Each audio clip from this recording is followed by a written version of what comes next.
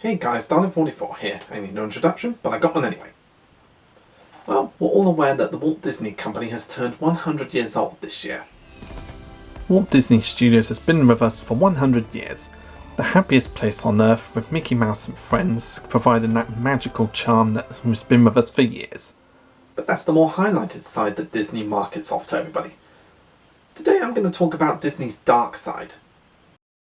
No, not that one. No, not that one either. I'm talking about their villains. It goes without saying that Disney's villains are some of the nastiest baddies who ever graced the big screen. They were cruel, wicked, and oozing with pure evil. Disney's villains always did their best to give us their worst. And I'm here to celebrate them as part of the 100 years of Disney celebration. Because these masters of darkness are part of what makes everybody revisit all these Disney classics. So, as it's the month of Halloween, and it's actually Halloween night at the time of this recording, I'm going to give you my 10 favourite meanest villains that the happiest place on earth has ever created. So in honour of Disney's 100th year, sit back and enjoy my top 10 Disney animated film villains.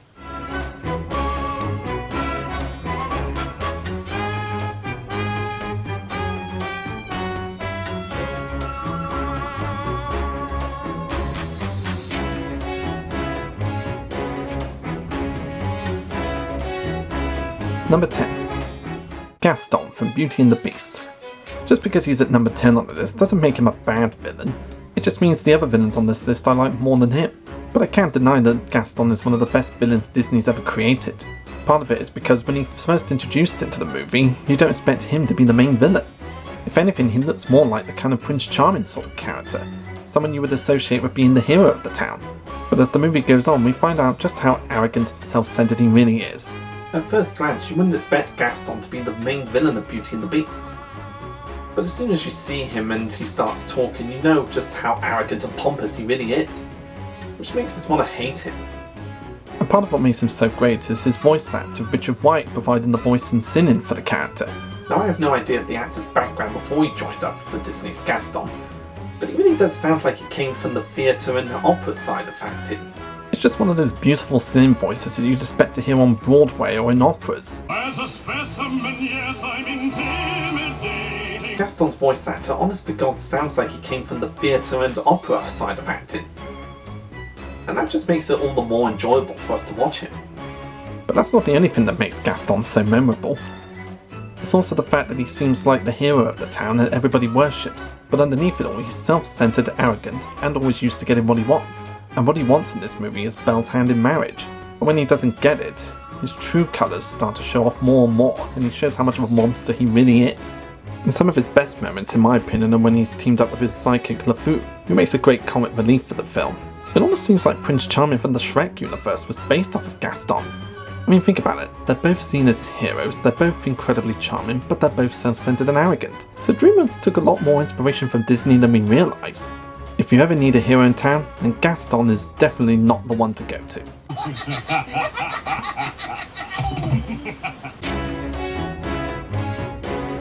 Number 9. Professor Ratigan from The Great Mouse Detective. This character is a pernicious yet suave criminal lord and the archenemy of Basil of Baker Street, who proves to be an obstacle in his grand scheme to control all of Mousedom. The thing that makes this character so memorable as a Disney villain is the fact that Vincent Price himself voices the character, and you can tell how much fun he was having voicing Ratigan.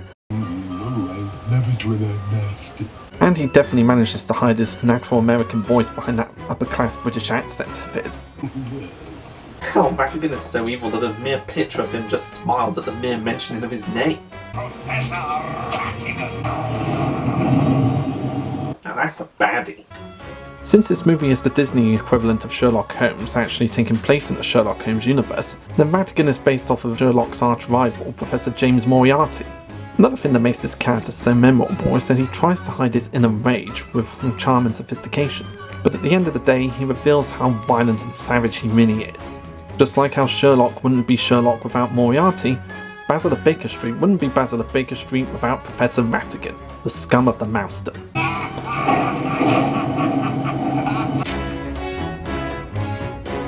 Number 8.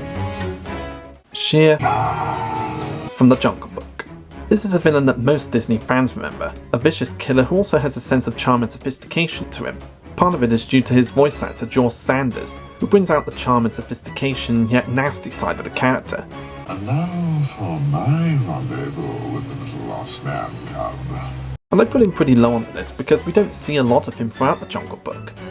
But the mere mentioning of his name is enough to send chills down our spines. There's just so much build up to him that you can't help but feel intimidated. Shere Khan will surely kill the boy. Mowgli will meet Shere Khan, the tiger. He hates man with a vengeance because he fears man's gun and man's fire. But little Mowgli don't have those things. Khan won't wait until he does. He'll get Mowgli while he's young and helpless. The build up to Shere Khan plays out throughout the whole Jungle Book movie. And then when we finally introduced to him near the end of the film, it was worth waiting for, because we got to see this mean tiger in action. One of our favourite moments with the character is when he interacts with Kaa the Snake, who's another good villain, but doesn't really show up enough to make the list. Shere Khan is a real menacing villain, making even the dumbest of man like Mowgli come to regret their bravery. Why should I run? Why should you run? Everyone runs from Shere Khan. A charming, sophisticated yet vicious killer, Shere Khan is someone that you definitely don't want to run into in a safari hunt.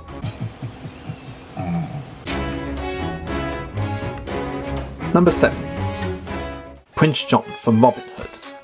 I know he's not one of the most dangerous or diabolical villains in the Disney's lineup, but he's definitely one of the funniest villains, which made him a worthy entry to my list. Prince John is the younger brother of King Richard, who went off on a crusade leaving John in charge while he was away.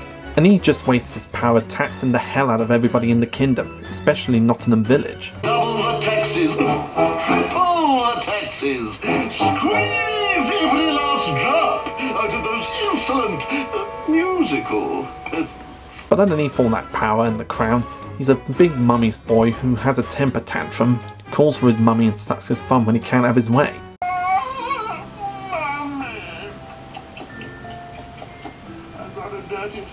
Prince John was one of those villains that always makes me laugh my socks off ever since I was a kid, just because of how whiny and immature he is, despite being in charge of the kingdom.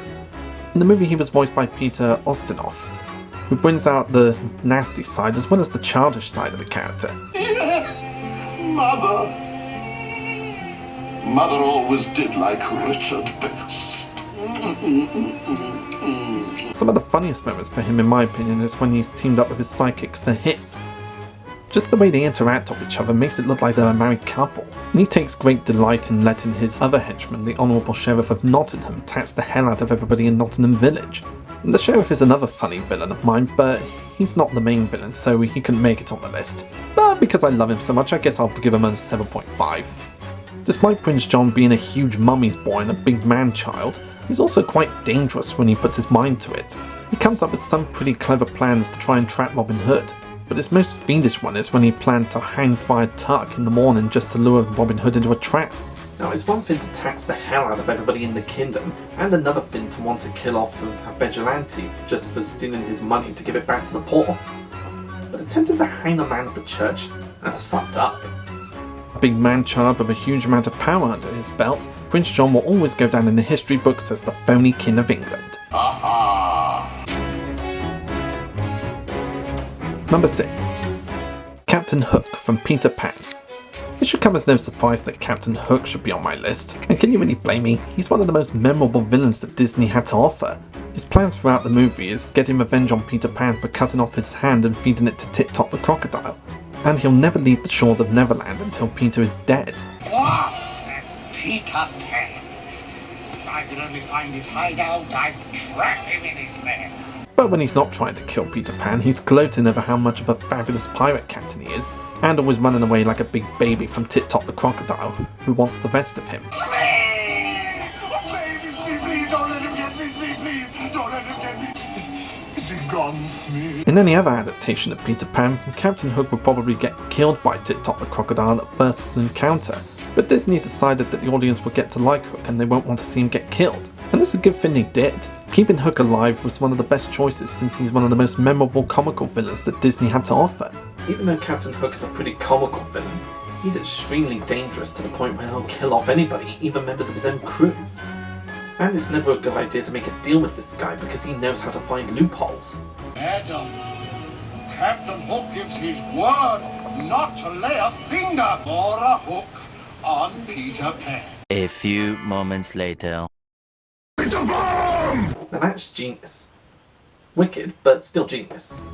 His original voice actor Hans Conroy brings out the class and sophistication, diabolicalness, and also the funny side of the character. Another thing that makes Captain Hook so memorable is when he's working off of his right-hand man, Mr. Smee, who, like the rest of Hook's crew, just want to leave Neverland and get back to doing what they do best, pillaging and plundering, and slitting throats and all that stuff that pirates do. And even though he desires to take to the seas again, he's always loyal to his captain, and that's what makes Smee such a memorable henchman. If you ever sail the seven seas, the old codfish himself, Captain Hook, is a pirate you definitely don't want to mess with. Pan will save the Oh, Captain! Number 5. Judge Frolo from The Hunchback of Notre Dame. This guy might be one of the darkest villains Disney has ever created. A religious man who does so many horrible things, yet always convinces himself and everyone else it's what God wants him to do. And even though he considers himself to be a righteous religious man, he commits all the horrible things that you'd expect a Disney villain to do. Arrests Gypsy even though they never committed any crimes yet, kills a single mother in front of the steps of Notre Dame, attempts to drown a baby just because of its appearance, burns down all the parish just to get his point across, and even lusts over a woman who's not even half his age. Damn, this guy does so many no-nos. I'm guiltless. She ran, I pursued. He was voiced by legendary actor Tony Jay, who was really the right choice for this character. And he shall smite the wicked and plunge them into the fiery pit. What makes him such a memorable villain is the fact that he doesn't consider himself to be evil. He always convinces himself and others that his acts are acts of God. We've all seen villains who consider themselves to be good people and try to convince themselves and others that the things they're doing are acts of good. But I think this must have been the first time we've seen a villain who convinces us that he's a religious man and that his acts are an act of God. And Frollo is one of the few Disney villains that tries to convince us and himself that he's a man of God and what he does is for the greater good. And he gets one of the best Disney villain songs as well.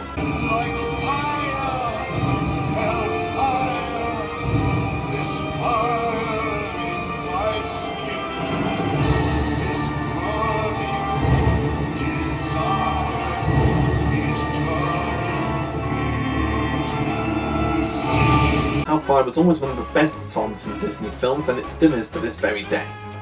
A sinister man who considers himself righteous while doing ungodly things, Judge Claude Frollo is definitely someone you don't want to bump into if you go to Sunday church.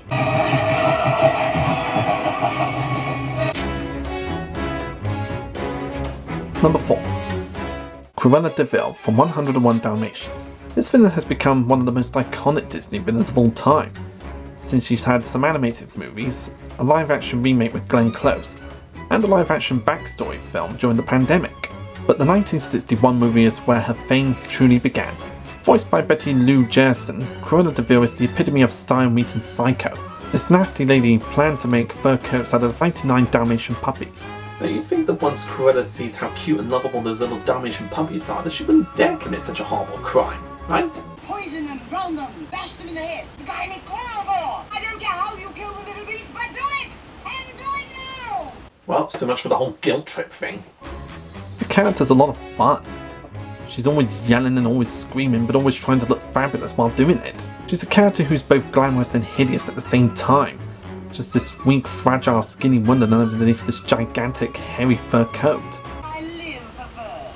I worship furs. After all, is there a woman in all this wretched world who doesn't? And she's one of the few Disney villains that actually gets a car chase scene. And I think it's funny how when the car scene goes on, the car breaks down and turns as monstrous as she is.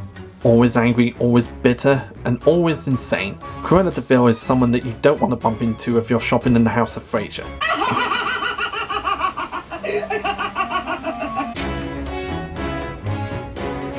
Number 3. Hades from Hercules. Hades is another one of those funny villains that I just had to put on the list because he was part of one of my childhood favourite films, Hercules. The main factor of what makes Hades such a memorable villain is the fact that James Woods himself voices him. And it's one of those funny choices that ends up somehow working to his advantage. I mean, most Disney villains would usually talk like traditional villains, but not Hades. Oh, Hades! How are things in the underworld? please. Hey, full of dead people. What are you gonna do? Dance, we kiss, we schmooze, we carry on, we go home after. What do you say? It was always very rare to see a Disney villain not talk like a traditional villain and talk more like an agent or a salesperson. And that's when Hades came in. I really don't have, time to back this around. I'm kind of on schedule. I got plans for August. Okay, I need an answer now. One thing I love about Hades is the fact that his temper is almost like Lord Zed from Power Rangers. Because every time he gets angry, the flame on his head turns red, and his skin turns red as well, and the flames around him grow bigger and bigger the more angry he gets. He just has a sort of a Lord Zed temper on him.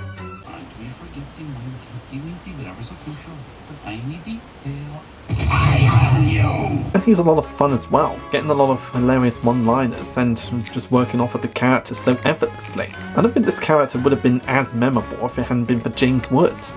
His fun personality and the fact that James Woods voices the character is what makes Hades one of the most memorable things about Hercules, and one of the best legacies that the movie carries. If you're looking for a big sales opportunity, Hades is one bloke that you definitely don't want to make any deals with. Number 2. Jafar from Aladdin. This guy is the very first Disney villain I ever saw on the big screen, since Aladdin was the first movie I ever saw on the big screen if I'm remembering rightly. And this guy is just such a delight to watch, and you could tell how evil he is just by looking at him. His long face, sunken eyes, curly beard, and dark robes should tip people off that he's evil. Not to mention the fact that Jonathan Freeman gives him a posh upper-class British accent with the voice. You are late. I really love this guy's voice. It's so charming yet so slimy at the same time. Oh, frightfully upsetting. Despite being the royal vizier of the Sultan of Agrabah, all he wants is to usurp the Sultan and take control of the kingdom. And the lengths he'll go to get what he wants so extreme for a Disney villain. Hypnotising the Sultan, trying to convince Princess Jasmine to marry him, and getting rid of Prince Ali of Barbara so that his chances of ruling the kingdom aren't ruined. And it helps that his parrot psychic Iago is voiced by the late Gilbert Gottfried, who you may consider to be the original Angry Bird. I can't take it anymore! If I gotta choke down on one more of those moldy, disgusting crackers! And we see him in a lot of different guises as well. We see him as a royal vizier, we see him as a wizard, we see him as an old man, we see him as a sorcerer, we see him as a snake, we see him as a genie, and we even see him as a creep around Jasmine near the end of the film. I mean, during the climax of the movie, before the final battle, he creeps over Jasmine to be his future bride, even though she's only 15 years old. Now, we all know that Jafar originally wanted to use Princess Jasmine just as a means to getting control of the kingdom, but later on it shows on how much of a creep he really is. A beautiful desert bloom such as yourself should be on the arm of the most powerful man in the world. God, what an asshole. But at the same time, you can't really blame Jafar for having the hots for Jasmine. I mean, let's be honest, she's one of the hottest Disney princesses ever. Yeah, those cans were huge. I would have squeezed them. With classy sophistication yet a dark, twisted side to him, Jafar remains to be everybody's Arabian nightmare.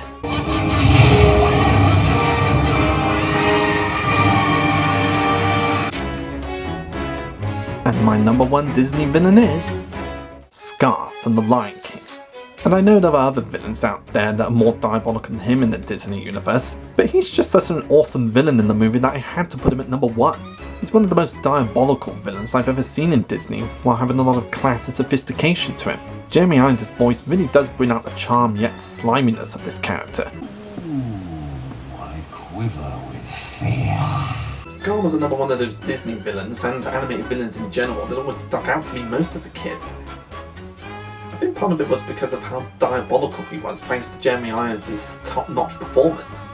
Scar was jealous of his brother Mufasa's rule over the Pride Lands and wanted to take the kingdom for himself, enlisting the help of the slack-jawed hyenas to help him with his goals. And the other reason I put him at number 1 on this list is because he's one of the few Disney villains that actually manages to kill off one of the main characters. Long live the king. Scar goes down in the villain's history books as being menacing, threatening, manipulative, diabolical, and a lot of fun at times as well. Just his slimy attitude towards everything, how much of a bitch he can be around Mufasa. Why, if it isn't my big brother descending from on high to mingle with the commoners. I was first in line until the little hairball was born. That hairball is my son and your future king. Oh, I shall practice my curtsy. Don't turn your back on me, Scar. Oh, no, Mufasa. Perhaps you shouldn't turn your back on me. And his hilarious observation of working with the hyenas. I'm surrounded by idiots. And his villain song in the movie is one of my favourite Disney villain songs of all time as well. It really helps that they had Jeremy Irons voice the character. I don't think any other actor could have pulled it off just as well as he did. A charming, power-hungry dictator with a vicious side to him, Scar is a villain that definitely puts the hell in Hello Kitty. And all these reasons are what makes him my #1 Disney animated villain of all time.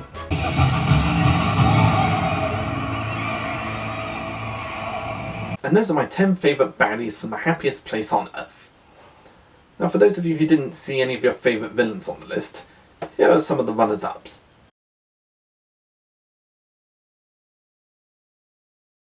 I'm Dalek44, and I wish you a happy 100th birthday, Disney, and a happy Halloween to all of you.